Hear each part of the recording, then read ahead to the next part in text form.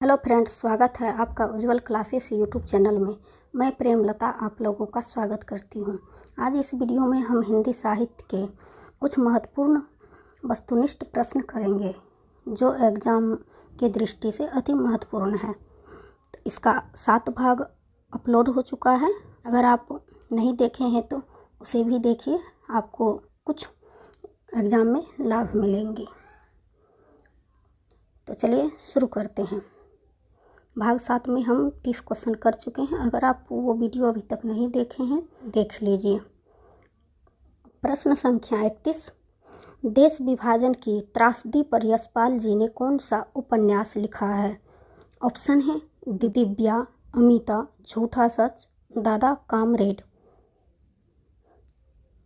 तो यशपाल जी ने देश विभाजन पर लिखा है झूठा सच। ऑप्शन सी इसका सही आंसर है। बढ़ते हैं अगले प्रश्न की ओर। प्रश्न संख्या 32, चित्रलेखा के उपन्यासकार कौन हैं? ऑप्शन है भगवती चरण वर्मा, अमृतलाल नागर, यशपाल जैनेन्द्र। तो चित्रलेखा के रचनाकार हैं भगवती चरण वर्मा जी। इसका सही आंसर है ऑप्शन ए। बढ़ते हैं अगले प्रश्न की ओर। प्रश्न संख्या 33, निम्नलिखित में से कौन सा उपन्यास नागार्जुन का नहीं है? हमसे नहीं पूछा गया है। ऑप्शंस हैं रतिनाथ की चाची, वरुण के बेटे, प्रति परिकथा, बलचनमा। तो हमसे पूछा गया है नागार्जुन की रचना नहीं है।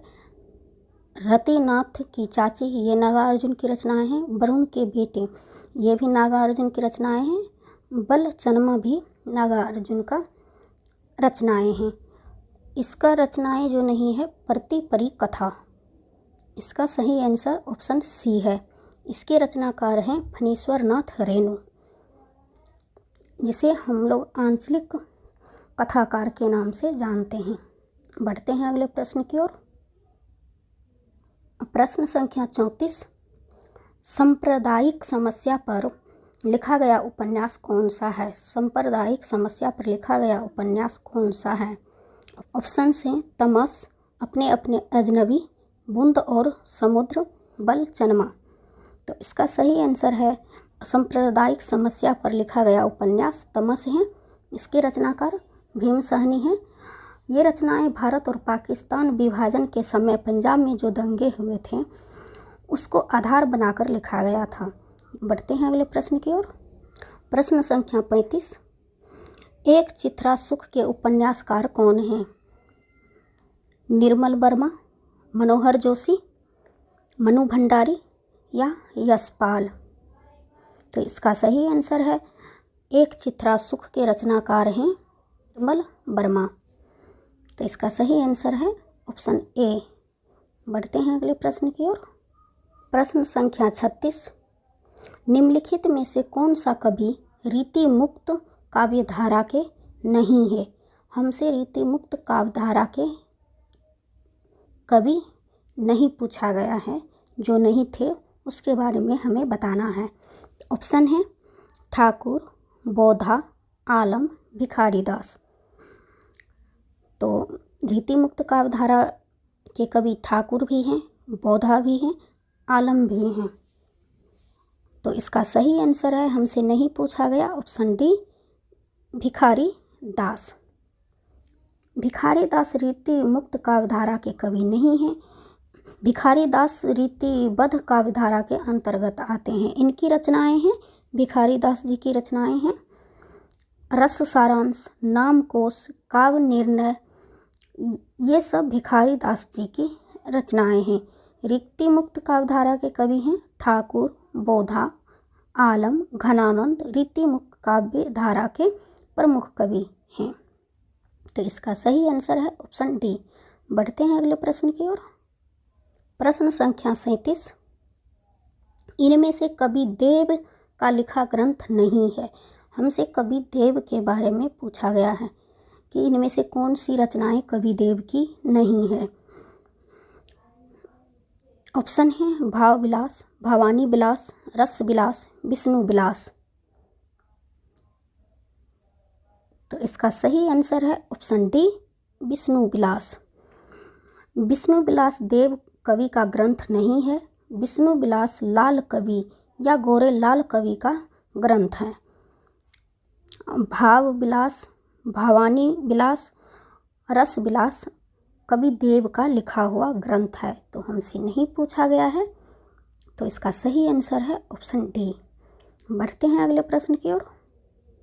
प्रश्न संख्या 38, निम्नलिखित ग्रंथों में से कौन सा ग्रंथ केशव दास रचित नहीं है? हमसे नहीं पूछा गया है।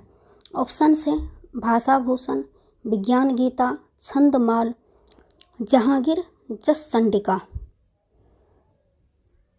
तो इसका सही आंसर है ऑप्शन ए, भाषा भूषण केशव दास की रचनाएं नहीं हैं।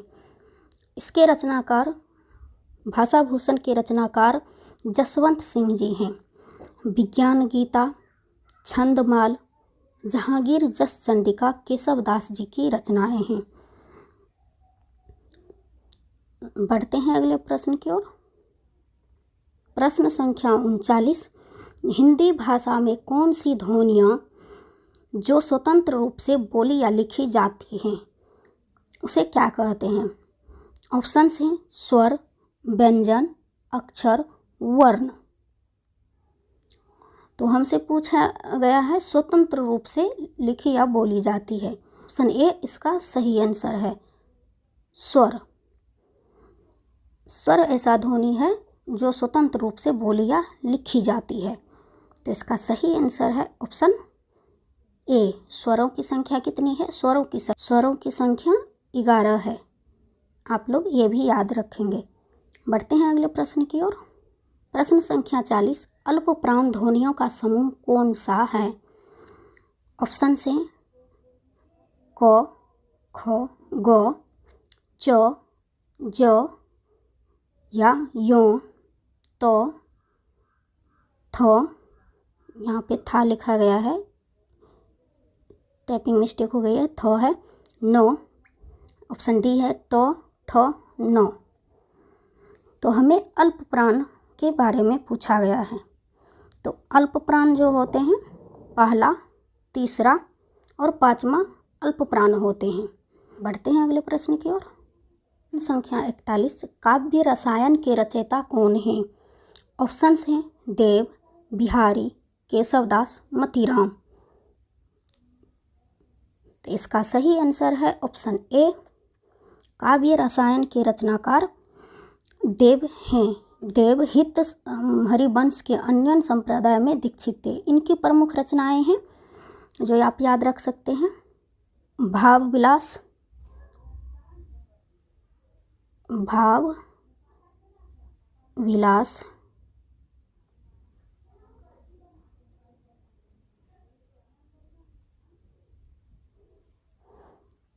विलास, अष्टयाम, भवानी विलास, राग रत्नाकर, कुशल विलास, ये सब देव जी की रचनाएं हैं जो आप याद रख सकते हैं। बढ़ते हैं अगले प्रश्न की ओर। प्रश्न संख्या 42, निम्नलिखित में से कौन से कवि वीर रस की कविता के लिए जाने जाते हैं? हमसे वीर रस के कविता के लिए जाने जाते हैं ये बताना है। कीवर्ड्स को हमें ध्यान रखना है। ऑप्शंस हैं बिहारी, केशव, मतीराम, भूषण। सही आंसर है ऑप्शन डी। ये रीतिकाल के कवि होते हुए भी वीर रस की कविता के रचना के लिए जाने जाते हैं। इनकी अन्य रचनाएं हैं शिवराज भूषण, छत्रसाल, शिवा बावनी, इसकी रचनाएं हैं। महाराज छत्रसाल ने एक बार इनकी पालकी को कंधा लगाया था। आचार्य रामचंद्र शुक्ल ने इन्हें हिंदू जाति का प्रतिनिधि कवि कहा है। तो हम रामचंद्र शुक्ल जी ने इन्हें हिंदू जाति का प्रतिनिधि कवि कहा है। किसके बारे में? भूषण के बारे में। तो आप लोग ये भी याद रखेंगे। बढ़ते हैं अगले प्रश्न की ओर। प्रश्न संख्या 43, ललित लालाम ग्रंथ किसका है? ऑप्शंस हैं जसवंत सिंह, भूषण, पद्माकर, मतीराम। तो इसका सही आंसर है ललित लालाम की रचनाकार हैं मतीराम। भूषण जी की रचनाएं हैं शिवराज भूषण। पद्माकर जी की रचनाएं हैं पद्माभरण। आप लोग ये भी याद रखेंगे। ये स्रोत कहाँ से दिया गया है आप लोग ये भी याद रखेंगे। हिंदी साहित्य का इतिहास आचार्य रामचंद्र शुक्ल की बुक में है, जो आप लोग को पढ़नी चाहिए। बढ़ते हैं अगले प्रश्न की ओर। प्रश्न संख्या 44। विद्यार्थी शब्द का संधि विच्छेद है। ऑप्शन से विद्या धन अर्थी, बी धन अर्थी, बी धन थीर, बी धन थी।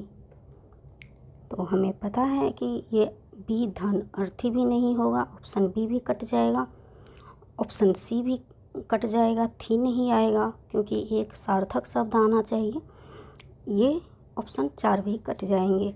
अब ऑप्शन ए ही बचा जो सही है। इसका सही आंसर ऑप्शन ए है, इसमें दीर्घ संधि है। बढ़ते हैं अगले प्रश्न की ओर। प्रश्न संख्या 45। रीतिकाल की सर्वाधिक व्यापक परिवर्त।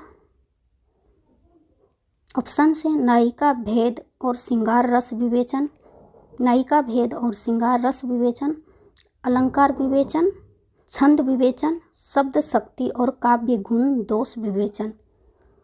तो इसका सही आंसर है ऑप्शन ए।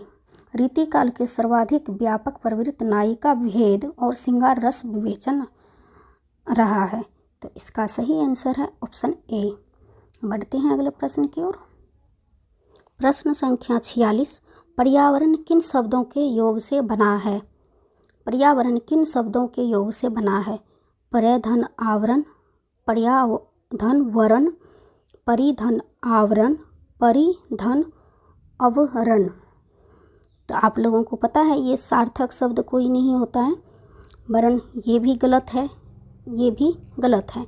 तो इस तरह से हम आंसर को छांट सकते हैं।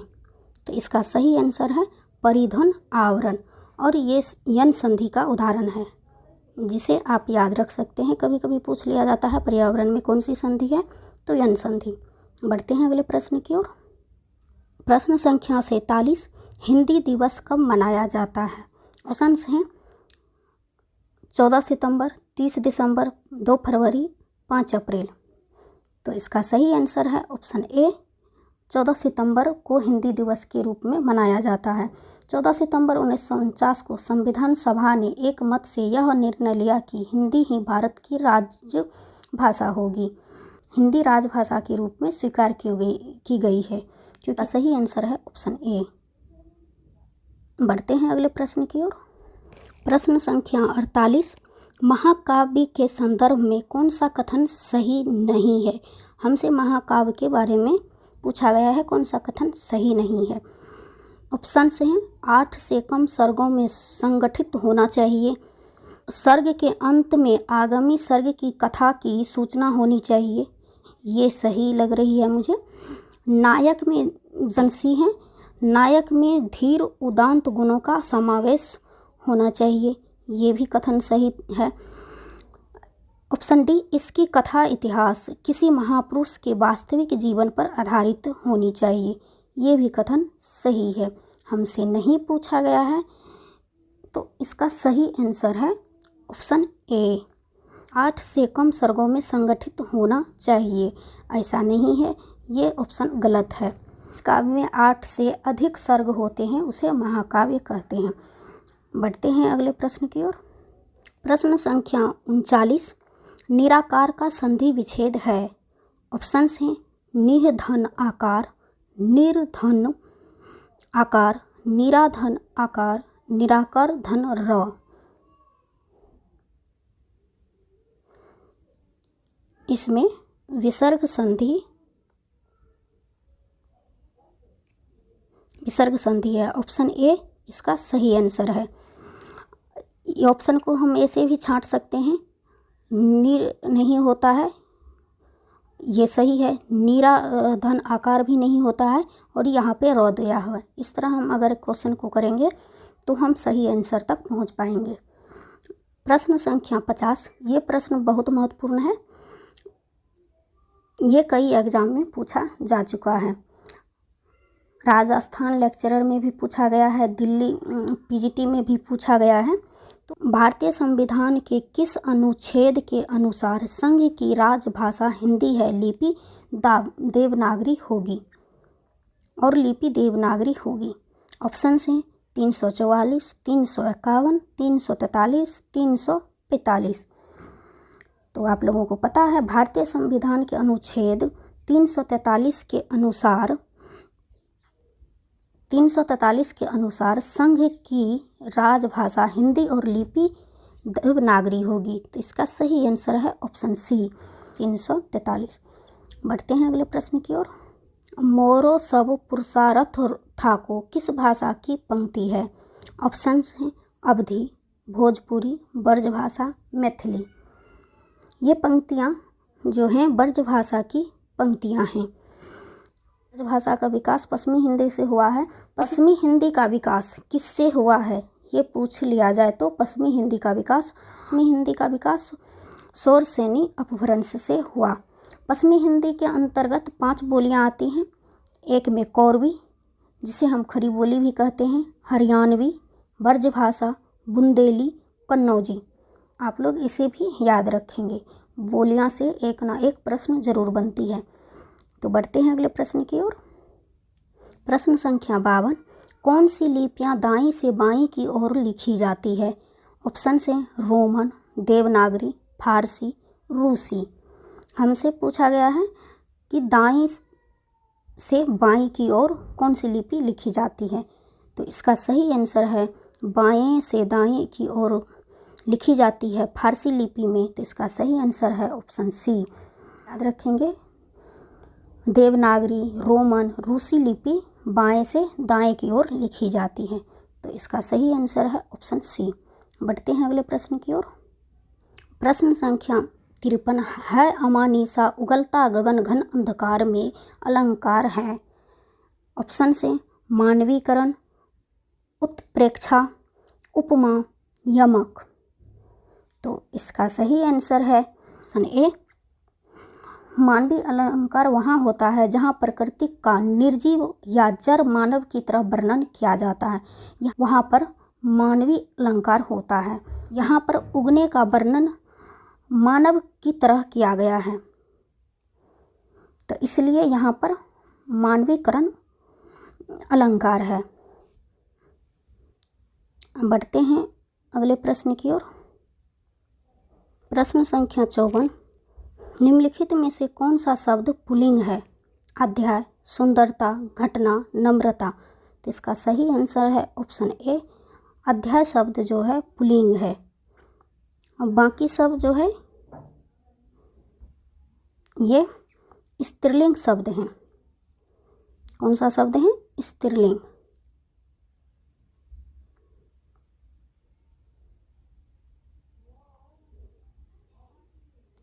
स्त्रीलिंग है, तो इसका सही आंसर है ऑप्शन ए। बढ़ते हैं अगले प्रश्न की ओर। प्रश्न संख्या 55। निम्नलिखित में से कौन सा शब्द तत्पुरुष समास का उदाहरण है? सही विकल्प का चयन कीजिए। ऑप्शन हैं हरिशंकर, राजपुत्र, पीताम्बर, दिन, रात। इसका सही आंसर है राजा का पुत्र, राजपुत्र। तो जहाँ पर कारक चिन्ह का लोप होता है वहाँ तत्पुरुष समास होता है। पीताम्बर में बहुब्रीहि समास है। पीत है मतलब पीला। पीत का मतलब होता है पीला, अंबर का मतलब होता है वस्त्र। तो जिसका अर्थ होता है वस्त्र। पीला वस्त्र है जिसका, अर्थात विष्णु। तो ये बहुब्रीहि समास का उदाहरण है। दिन रात जो है द्वंद्व समास का उदाहरण है।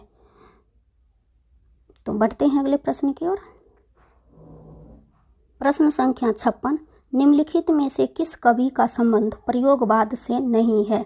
ऑप्शन हैं नागार्जुन, अयज्ञ, मुक्तिबोध, भारत भूषण अग्रवाल। तो इसका सही आंसर है ऑप्शन ए। प्रयोगवाद के कवि नागार्जुन नहीं हैं। आज्ञे भी प्रयोगवाद के कवि हैं, भूषण अग्रवाल भी प्रयोगवाद के कवि हैं। तो इसका सही आंसर है ऑप्शन ए। बढ़ते हैं अगले प्रश्न की ओर। सतपुरा के जंगल किसकी रचना है? हमसे पूछा गया है सतपुरा के जंगल किसकी रचना है? ऑप्शन है भवानी प्रसाद मिश्र, शमशेर बहादुर सिंह, कन्हैया लाल मिश्र प्रभाकर, गिरजा कुमार माथुर। तो इसका सही आंसर है ऑप्शन ए, सतपुरा के जंगल के रचनाकार हैं भवानी प्रसाद मिश्र। इनके अन्य रचनाएं हैं जो आप याद रख सकते हैं, कमल के फूल, कमल के फूल, और भी हैं इनकी रचनाएं, गीत फरोश, बानी की दीनता, टूटने का सुख, बुनी हुई रस्सी, जो खूब एग्जाम में पूछी जाती हैं। ये सब भी आप याद रख सकते हैं। बढ़ते हैं अगले प्रश्न की ओर। प्रश्न संख्या 58, निम्नलिखित में से कौन सी रचना धर्मवीर भारती की नहीं है? हमसे नहीं पूछा गया है। ऑप्शन हैं ठेले पर हिमालय, आत्मजयी, आत्मजयी, 7 गीत वर्ष, अंधा युग। इसका सही आंसर है ऑप्शन बी, आत्मजयी धर्मवीर भारती की रचना नहीं है। आत्मजयी के रचनाकार हैं कुंवर नारायण।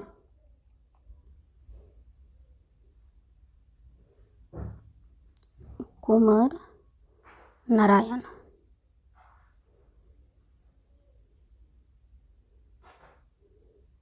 बाकी सब जो है ठेले पर हिमालय, 7 गीत वर्ष, अंधा युग, ये धर्मवीर भारती जी की रचना है। बढ़ते हैं अगले प्रश्न की ओर। प्रश्न संख्या 59, भूल गलती कविता के कवि हैं? भूल गलती कविता के कवि हैं। ऑप्शन हैं नागार्जुन, केदारनाथ अग्रवाल, त्रिलोचन, मुक्तिबोध। तो इसका सही आंसर है ऑप्शन डी, मुक्तिबोध। भूल गलती कविता के लेखक हैं मुक्तिबोध। भूल गलती, ब्रह्मा राक्षस, चांद का मुंह टेढ़ा है, अंधेरे में, भूरी भूरी काख धूली, गजानंद माधव मुक्तिबोध की रचनाएं हैं। नागार्जुन जी की रचनाएं हैं युगधारा, सतरंगे पंखों वाली, प्यासी पथराई आंखें, अर्जुन जी की रचनाएं हैं।